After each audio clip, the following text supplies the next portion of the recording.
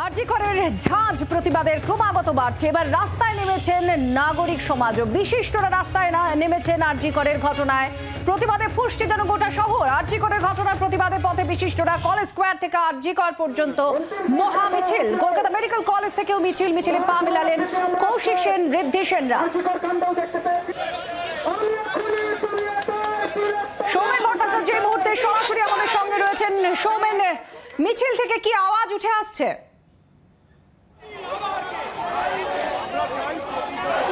দেখো, তোমাকে বলে রাখি, বিকাল 4টের সময় যে মিছিল শুরু হয়েছিল প্রায় 2.5 ঘন্টা অতিক্রম হয়ে গেছে।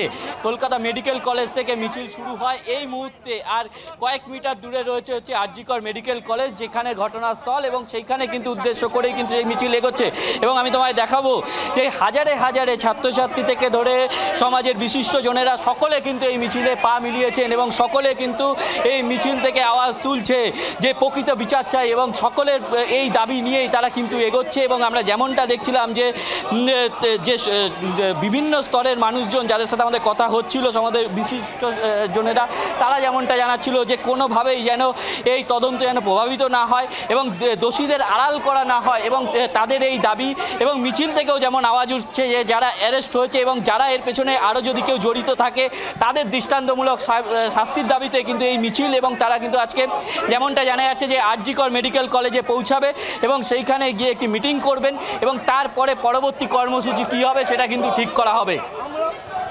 ধন্যবাদ সৌমেন, আমাদের প্রতিনিধির সঙ্গে ছিলেন। বিভিন্ন জায়গা ছবি আপনাদের দেখাচ্ছি। এই ছবি কিন্তু একই বিষয়ের জন্য, সেটা হচ্ছে আরজি কর।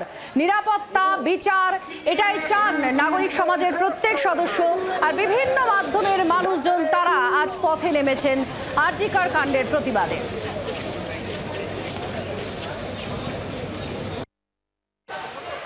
আমরা সিবিআই টিবিআই ওসব জানি না, মানে আমার নিজের যেটা মনে হয় যে বিচার বিভাগীয় তদন্তে দাবি একটা উঠছে।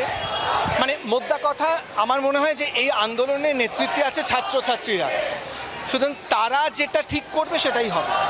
ফলে আমরা তাদের নেতৃত্বে আজকে হাঁটছি, এবং সেইটাই আমার এবং রেশমি দুজনেরই কথা যে যেভাবে তদন্তের গতি পাবে, যেভাবে দোষীরা শাস্তি পাবে, সেইটাতে আমাদের সমর্থন আছে। এবং এই লড়াইটা ছাত্রছাত্রীদের, আমরা তাদের নেতৃত্বে হাঁটছি। বাংলার আওয়াজ, বাঙালির আবেগ, জি 24 ঘন্টা।